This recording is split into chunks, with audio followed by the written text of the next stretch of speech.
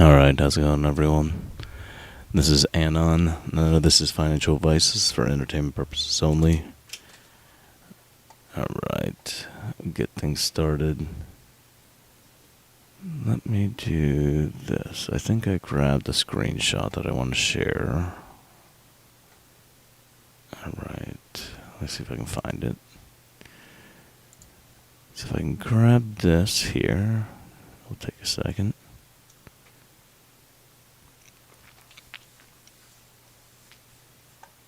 Alright.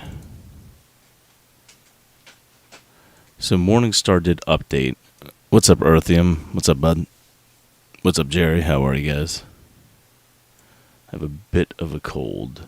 My whole family's kind of got like face sweat. What's up, man? What's up, Margarth? Brutal few days. It has been. And on top of that, I'm actually sick. So it's not great. But, you know, between people like screaming at me in DMs and openly talking crap, you know, it's fine. It's one of those things where, like, things happen, plays change, and, like, you just have to keep up with it. And just, you know, at this point right now, I think there will be a run of the warrants, and that's kind of what we can hope for. As far as, like, the long-term vision, you know, basically, you know, we were talking about in the Discord that essentially between, I think AMSR has now like 10 million shares like back on the books, and then they'll have an additional 17 million coming, so there'll be 27 million total after tomorrow's, you know, direct placement. Yeah, you should have been there yelling at me too, random. Muffin Man. What's up, MN? How are you, man? Give me good news. Alright, so here is the good news. This is all I can do as far as right now. So they were basically issuing out a, you know, private placement to, let me put this back down here so I can see, to the same people that ran the stock up to 7. I keep doing that same thing. And then they basically sold out their entire position, which is pretty bold, to be honest with you. I can't remember the last time I watched somebody do a private placement and then hold their shares for less than a month. So, and do you think we can hit $5 again? Dave, yeah, I do think like we could probably hit $4 to $5 again. That would be my estimate based off the next run. Depends on, it's going to be probably in two parts. It depends if they do them all together so they can unlock the 17 million shares together, or if they want to go ahead and, so here's the deal. They've got like 27 million shares that they need to unload, right? Or they want to go long on, right? But they can't hold over 10% of the company, or else they'll have to explain to the SEC what they're actually doing, which is running the company up and then dumping down, right? So what I think has happened is this. I wish I could draw. Let me see if I can draw something. You have like a main player here, right? So you've got Tyrion, who's the company, and they were in a bad spot, right? They're probably like, okay, it's getting expensive now to, like, you know, borrow money. We've already dealt with debt before. Why don't we just dilute one more time and go ahead and make sure we get, you know, some merger and acquisition that's going to be good for us, you know, going into the, you know, this next, you know, I guess, you know, kind of recessionary period, right? So they shore up the balance sheet by issuing out more shares, right? So they're going to probably use some of that money to buy out another company, is my guess. They said they weren't going to do it until 2023. They did it early. So, you know, that's why I think a lot of people dumped here, right? So, like, if you look here, you left a gap up here. We also have a gap way up here. We have a couple gaps, like, back in the, like, I think there's a gap up at 8. There's a gap at 12. Like, there's a bunch of gaps on the upside, right? Now, here's the biggest thing, right? This was probably too big of a sell-off to be like a normal sell-off, but I think what happened was it's a mixture between shorts pushing it down, institutions selling, and at the same time, my guess would be it would be that they basically have retail now also kind of selling out during this same time period, right? So now pretty much most of the damage is done. Now it's back on an algorithm just getting pushed down to all. They basically want to find the floor. That's like the goal, right? So they've got probably a algo that's running that's set for about 1. If you follow any TA, in fact, I think I shared some of it in the Discord. Let me see if I can pull that up real quick. One of our guys in there shared a TA with me that I thought actually was pretty decent, and I'll share it with you guys. All right. Here we go. So, if we pull up here, I go into DMs. And we pull up, I believe it was Silvio's, right? Silvo. So he had these 2 images that I'll just share with you guys. Let me just open one of them here. So here he basically drew out, descending, falling wedge, descending, whatever you want to call it. But basically what happens on these, right, is they'll bounce between these 2 channels, and then eventually they get to a breaking point, which he's got set for around, I believe, $1. That would probably be like the high 90s to $1. And then what ends up happening is you'll probably see a break to the upside, because we've got gaps up here that, gaps of liquidity that we need to fill. There's a gap here, there's a gap here, there's a gap here. And so what they would probably do, right, is to run the stock back up to unlock their warrants, because they can't unlock their warrants until 320, which is right here, right? So they need to get the stock all the way up to here just to unlock those, extra 7 million warrants. So, if you can buy it at $1, this thing's probably going to a minimum of 320, right? So if they get it up to that level, why not go a little bit further? So yeah, we're close to a floor. I believe it's probably around $1, because I do agree with his TA. It looks pretty accurate. It looked like we bounced off here and we've kind of came around, and we're just going to probably be cutting back and forth between these 2 areas till we get down to that $1 area.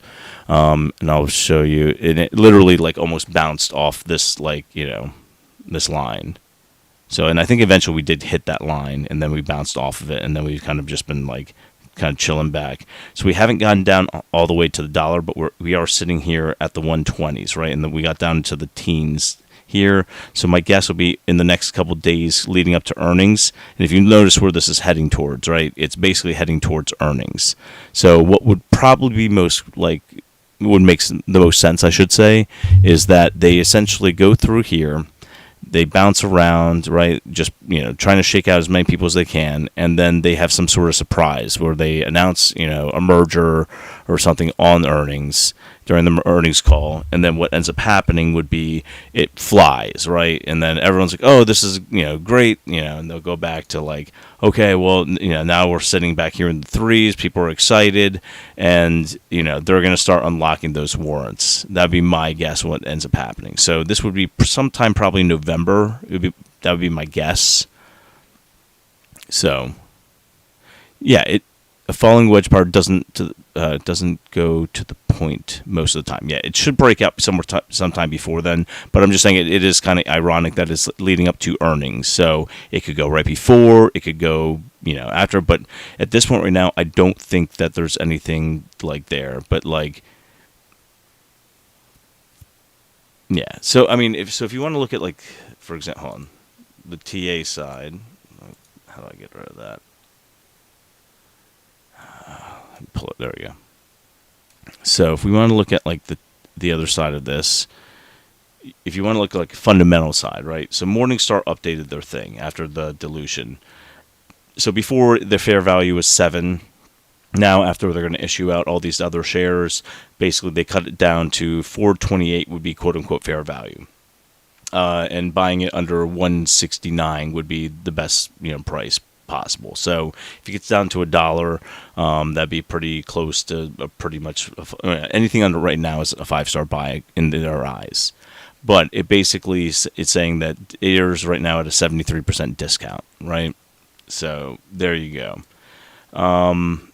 And this would probably the $4 to $5 range would be the appropriate thing right now, based off their market cap, based off their their sales, their revenue, their balance sheet. $4 to $5 is probably a accurate, assessment at this point right now. If they start doing, if the shipping containers stay down, if they continue to grow their stuff with Amy, they can probably get up to like the 5-6 range in the next couple of weeks, or years, I should say. But I'm looking at this for most people that are trying to probably get out. So, I understand there's a bunch of people who are they weren't in this long. They basically came in during this run, right? Like we were down here at the 2s, it ran up to 7. A bunch of people were here in this range, and so they've been averaging down. They're probably getting averages around like $4 to $3 right now, if they've been actually averaging down, especially in these areas. So for those people, the lower you can get your average, the better you're going to be able to assess what you're going to do down the line. Like, not financial advice, but like the way I'm looking at this is, if you were to get out, why sell down here when they have to run it up to at least here?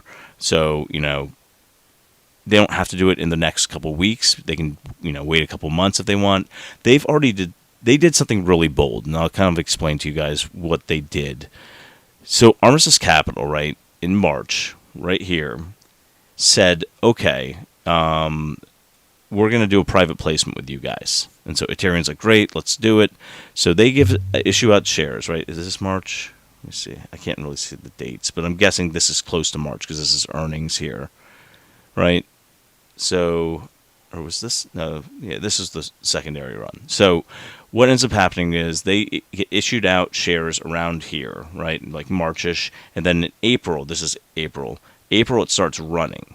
So literally, they had the shares for less than a month, and they start pushing the stock up, right? So they've pushed the stock all the way up to $7, and then they unload their entire position. Like, that's bold. Like, I'm just throwing this out there. Like, that's pretty blatant. Like you could be accused of doing a pump and dump when you basically were issued out 5 million shares and you unloaded every single one of them. Like, now, why did they do that? It's because they were getting another 7 million shares here. And then we find out, on top of that, right here, that they're going to get an additional, 10 plus another 7. So, like, they're going to have 27 million shares, and they're going to have 27 million reasons why they want the stock higher than it is right now. For them, they don't care. You can play this, this slow game on this, but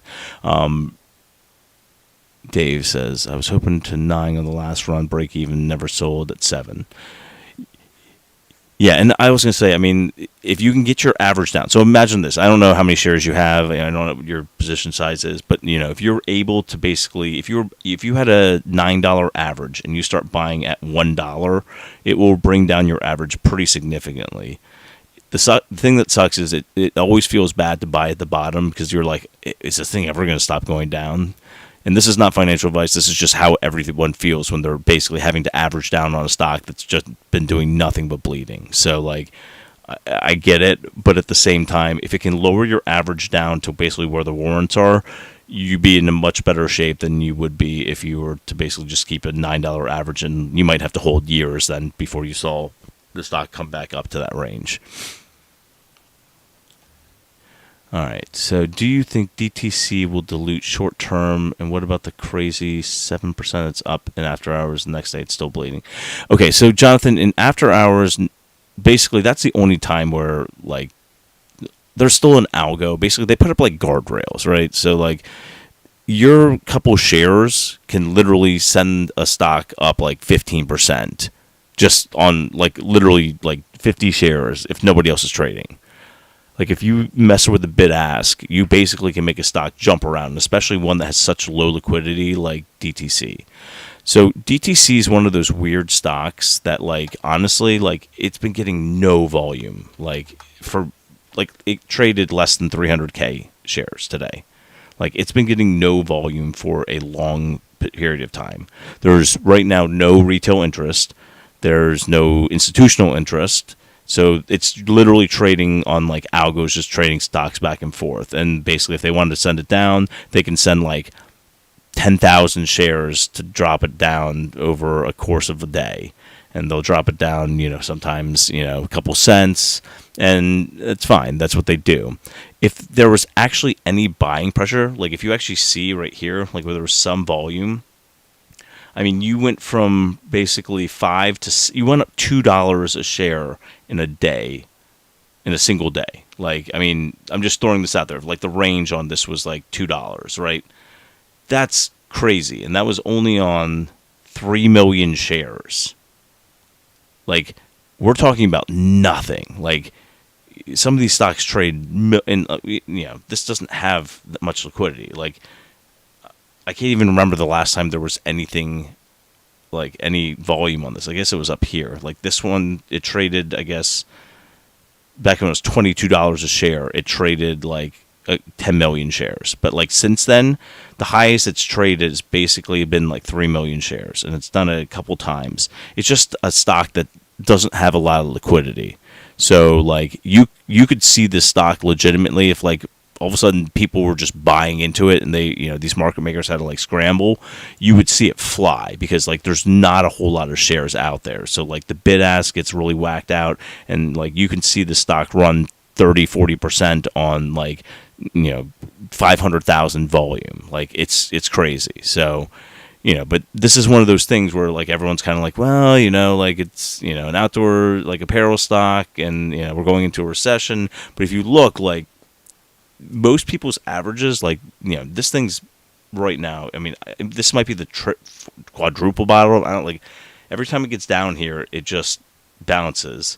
So like here it bounced off like 360, came down here again, 360, came down here, almost tried there, didn't get it. Comes now here, and you're getting down to this 360, but like this would be a triple bottom on this thing. So yeah, like I think it's just one of those, like if you're patient and you buy and hold, at some point this thing's just gonna fly, and everyone's gonna be like, where did this thing come from? But I don't know. Let's see. I don't think they needed cash so much, if I remember correctly, on DTC. Let me see. DTC. Yeah, I mean, I think a lot of people were expecting me, like, I'm sick and I'm still doing this. I don't care. Like, here. So just so you guys can see. I'm not running and hiding. I'm going to sit here and do this regardless of what people think of me. I'm just going to continue to just, provide information the best I can. And that's the best I can do. So, all right. So here's DTC's Morningstar, right? So you've got DTC, current price right now, 386, closed 380. And right now they have anything under basically almost like $5 as a 5-star buy on this thing. And they have got a fair value of $14 on the stock. But the stock's trading at sub $4 right now, which is like kind of crazy. And they're much like, like I don't see a whole lot of dilution unless they wanted to like do another merger at this time.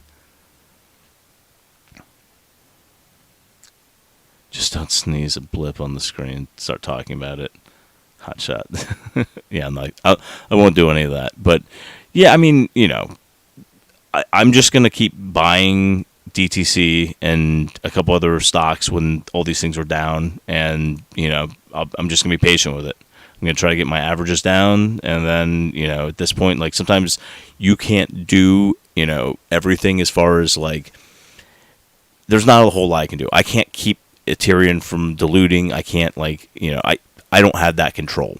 I didn't have control. If they asked me what I thought, I would have told them you can't, like, honestly, this would send a bad message issuing out shares to the same guys that made it run last time and then dumped out. Like, to me, that's a bit of a slap in the face, but at the same time, you almost need them at this point to basically run it back up again, because now they've got 27 million to, like, they have 27 million reasons to push the stock up.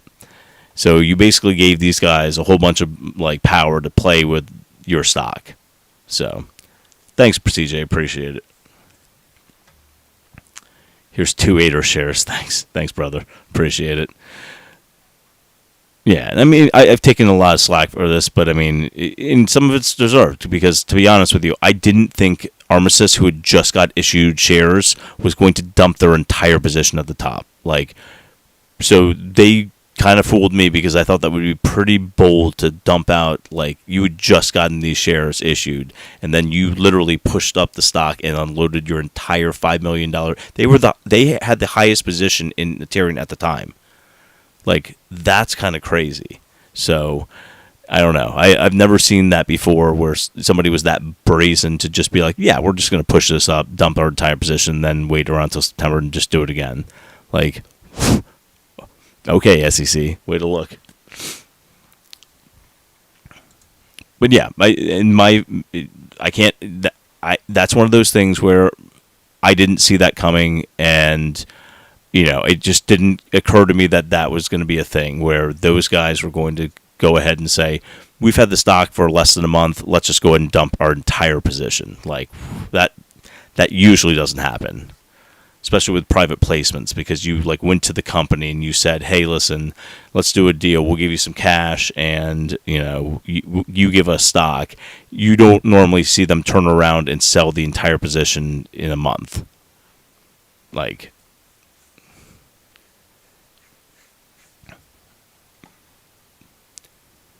BBBY is the most shorted stock.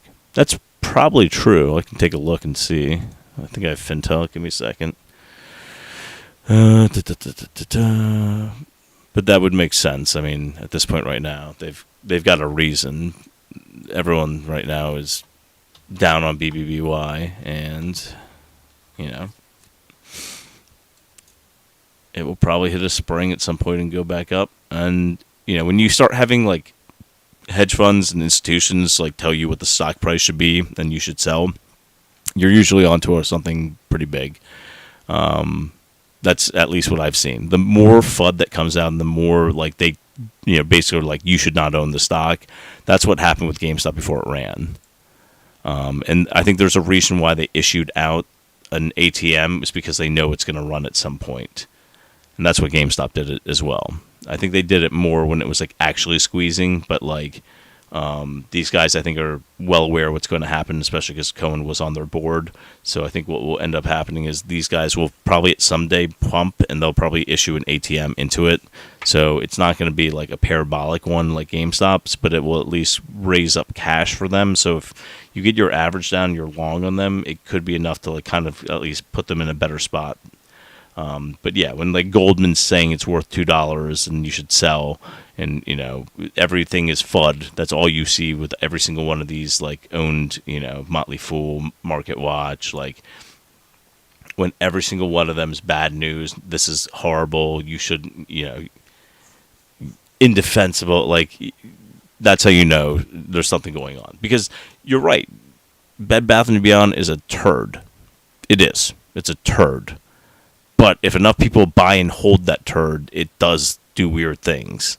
And we've seen that in the past with a bunch of different stocks that are quote-unquote turds, but yet if you have enough people who kind of band together and, just all like the particular stock, and, they don't care what analysts say, which is unusual for analysts, because analysts are used to basically putting out pieces and the stock moves in the price that they tell them to. And to an extent, that's still true. But you've got this now subgenre of like Redditors and other people who basically are like, we don't believe you anymore because you guys basically cheat like often. And they do. Like, it's the truth. Like, GameStop had like over 100% institutional ownership, and then also had on top of that, I believe, like millions of retail, maybe not millions, but like hundreds of thousands of retail investors all dumping their money into that stock. And it took a while for it to actually start popping, but it wasn't until basically the options chains went on fire that they couldn't hold it down anymore. Like, it seemed like they were fine just naked shorting and like being able to like suppress the share price with commons, but like as soon as the options chain started getting like absolutely ridiculous, like everything in the money was like bigger than the entire size of the stock, so it gamma squeezed, and that's when it started running. And once it started running, that's when margin calls came in and all that stuff. Like Bed Bath & Beyond's big enough to actually do something like that, but like you're going to see institutions dump out of that while it's going up. So I don't think it's going to be the same as GameStop, because I think most institutions just want to get their money out. And honestly, that's what they did with GameStop. They wanted to get their money out too, and they did. Like if you look at GameStop's, let me pull it up for you. GameStop's institutional ownership, it went from over 100% down to 5% now. GameStop only has 5% institutional ownership, and it's basically just like Vanguard and BlackRock who are lending out shares. A couple like people who are hedging, but like for the most part, nobody's touched the stock anymore. Everyone's out. Like all smart money's out, and it's just literally GME apes just locking up the float through DRS. It's weird, And there's a bunch of these tickers. I mean, you can look like, AMC.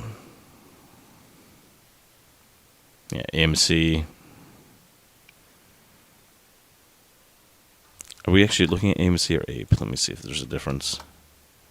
Yeah, there we go. They still have a little bit higher institutional ownership, at least. Tyrion right now says it's 17%, or it was 15%. This will probably get updated and be a little bit higher because insiders would have. I think at this point, I guess you would count Armistice as an insider because they're going to own more than technically 10% of the company. But we'll see. Yeah, it'll be interesting to see what happens tomorrow. But yeah, once they get those ability to have those shares, you're going to see probably maybe one last push down, and then we'll come to a culmination, and then it'll probably move at that point. So, let me check back in on the chat, but because I got a little sidetracked. But let me see if. Hey, Random, thank you, appreciate it.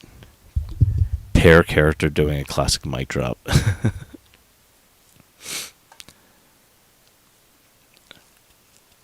I still love you. Thanks, Jake. I bought a CS call just because of all the FUD. Yeah, I mean,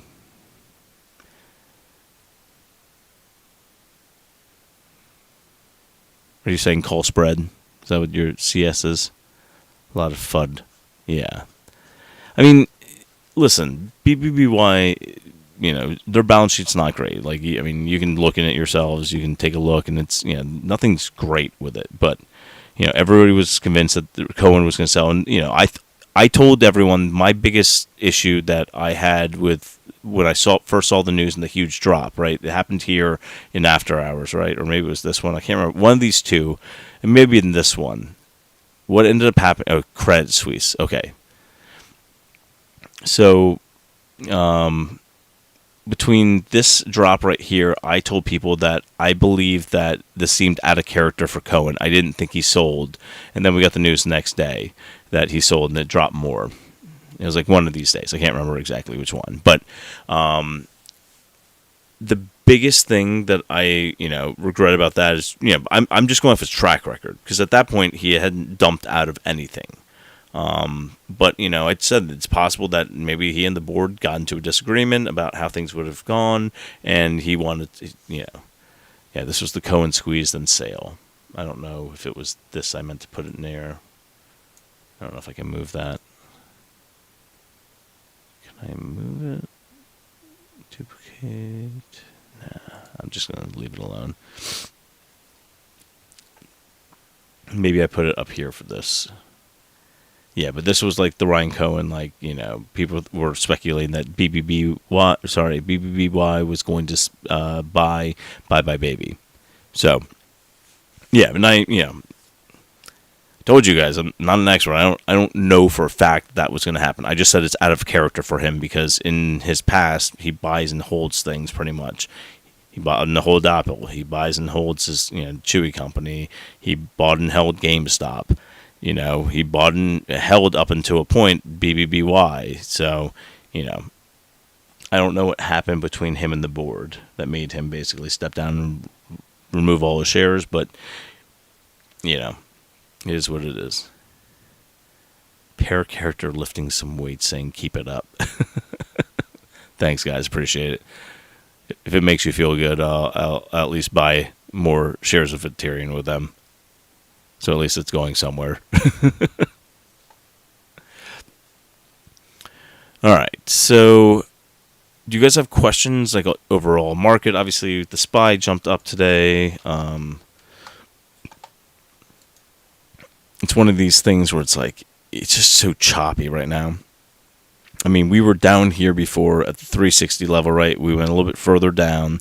Everyone thought that this was going to fall off a cliff, and then it popped up today, right? And so a bunch of people were saying, like, okay, could it go up to basically like the 380s, maybe even the 4s, and then drop again hard? We'll see. Give that baby girl a Happy Meal. Okay, yeah. I was going to say, they're sick, so I'm not going to buy them a Happy Meal because I'll probably just throw it up. But when they become healthy again, then yeah, we go for that. Ahmad wants to see Oh God, you're in. Are you in it? Are you in HKD?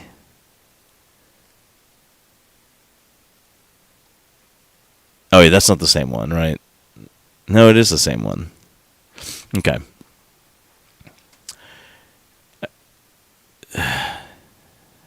Yeah, SPY could be a bull trap. All right. So, what's your average here? And by the way, none of this is financial advice, but I'm just curious what your situation is because, okay, you got 100 shares at 47. All right. Obviously, this was a weird thing that happened, right? The stock should have been probably here this whole time. You don't normally have things flying up to 2,000, after they IPO'd at like 12 or 10 or whatever it was. Was it 10?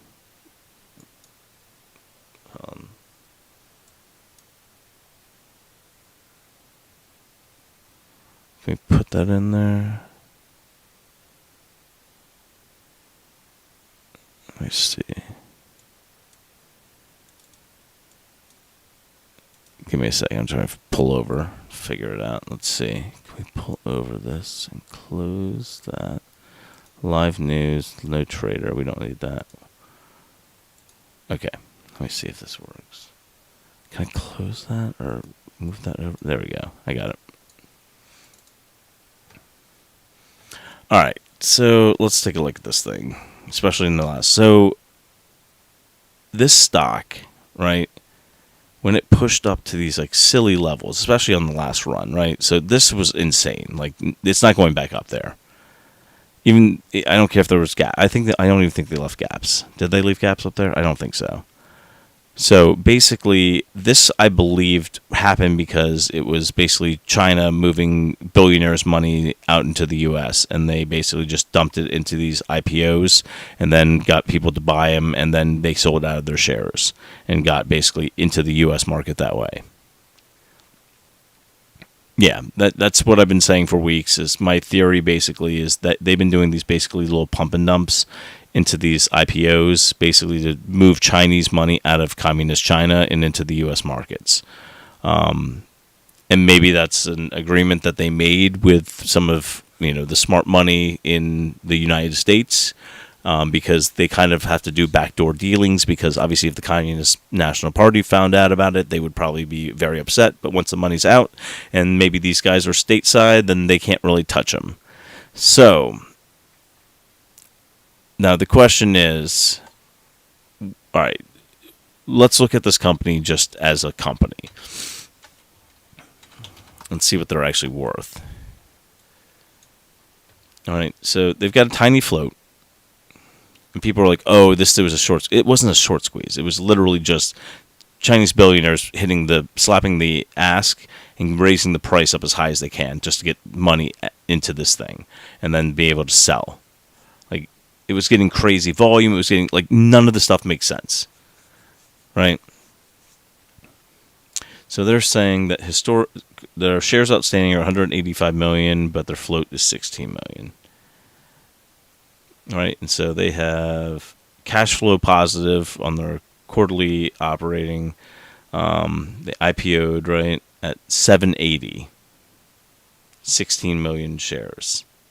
No relevant dilution. If you look at their holders, we don't have anything on them. And basically all we had was all these foreign reports that didn't really give us a whole lot of information. So at this point right now, it's hard to really analyze anything because we don't know a ton. Like, they did leave a gap up here in the 600s. And, like, you got to understand, there's probably people in on this thing that are still in on it. So, like, could it fill that gap? Yeah. That's a pretty big run, though. And maybe it will happen at some point, but, like,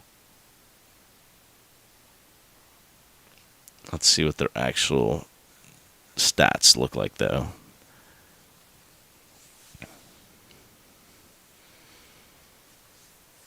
Yeah, I mean, at this point now, we need to see more numbers. Like, we don't have anything. Like, they did 195 million in sales, but have a $9 billion market cap. Like, that doesn't make sense. I'm just telling you, like, none of that makes sense. So, personally, for me, like, it can run back up. Sure. It could also tank. Like, you shouldn't be a $9 billion market cap with less than $200 million in sales. Like, just to put that in perspective, right? We've talked about ATER here a lot, right? ATER did $231 million in sales, right? Just want you to, like, think about that. So these guys, even though the other guys were cash positive, ATER did more in sales than these guys.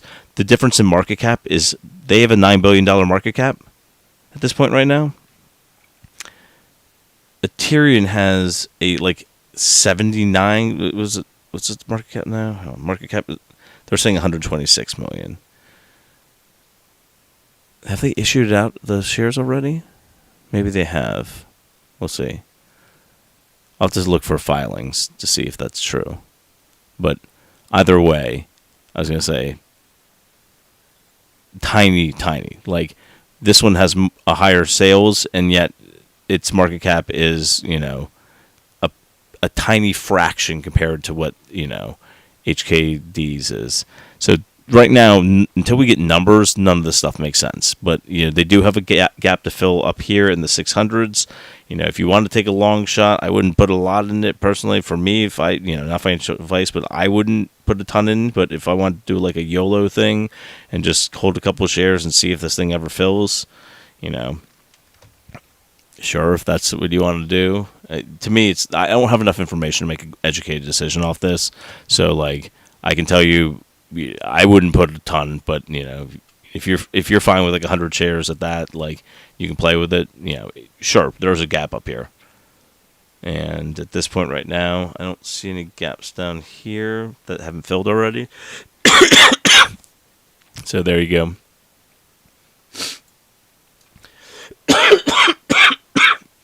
Sorry, this cold's starting to get to me. All right. What time is it? It's 11:15. I'm gonna jump off here. I need to get some sleep so I can kind of get better. But yeah, I told you guys I'm just gonna continue doing what I do. I'm gonna grind. I'll continue providing information the best I can. I'm not running from anything, and you know, I will stay here. I'm also down on Ethereum at this point, and I'm not going anywhere. I'm gonna write investor relations tomorrow. I wrote them on Friday because I was, you know, angry and upset, and I basically was like, you know, like, you guys should probably say something because, like, nobody's happy. Like, and I'm going to write this week because I wanted to get composed and kind of, you know, be professional again and just say, all right, well, let's go back to, you know, talking about what you guys are doing, because, you know, retail was interested in what you guys are doing, because at this point we own the stock. Like, the majority of people that own Ethereum are retail at this point. There's more people that own Ethereum and retail than there are any other segments, right? We own probably more than insiders. We own more than, likely, you know, the 15% institutions that are still there. So we want to know what's going on and what they're going to do. Like, how are you guys going to change the business model to make us more profitable? So, you know, because at this point right now, the biggest thing I see is we will probably run up on these warrants, which basically Ethereum has allowed this, you know, Armistice Capital, basically free reign on them. So we are at their mercy whenever they feel like running it up. But I put these two lines out here. This is where the warrants are at, right? So 290 and 320. So they need to get the stock up above these lines to even dilute. So they need a nice push up into this range to even just start this whole thing. So for me, I'm not freaking out, and I'm just gonna try to average down as much as I can down at these levels, and then once these things happen, hopefully my average is low enough where I'm starting to be profitable when it starts getting to these. I still have an average that's in this area right here. I'm not gonna give you my exact number, but it's in this higher range up here. I'm trying to get it down, but it's hard when you have a lot of shares. So, all right, that's it for tonight. I'm going to get some sleep. I got some fluid in my ear I can already feel. So hopefully it won't get worse. But you guys have a great evening, and I'll see you tomorrow. Oh, and you know what? I didn't turn on monetization on my channel because I always forget. And I did again. Let's see. Is it on? Oh, yeah, and if you're interested in hearing anything that we have to say in the Discord, there's a lot of smart people in there, much smarter than me. I like to listen to them. It's good because people catch each other. Like, if I'm reading through a filing and I miss something, there's always other people reading through the same filings. It's nice to have a kind of like a fallback on that, so. All right. I think I got it pretty much done, and I'll put the link to the Discord like I normally do at the end of the video. So if anyone wants to join us, come join us, hang out, and dive through filings and stocks with us and nerd out. And hopefully, once this market kind of turns around, we'll be set up for a nice little run on a lot of these things. All right. And yeah, that's it for this evening. I'm going to turn on the monetization now, and you guys have a great evening. Night.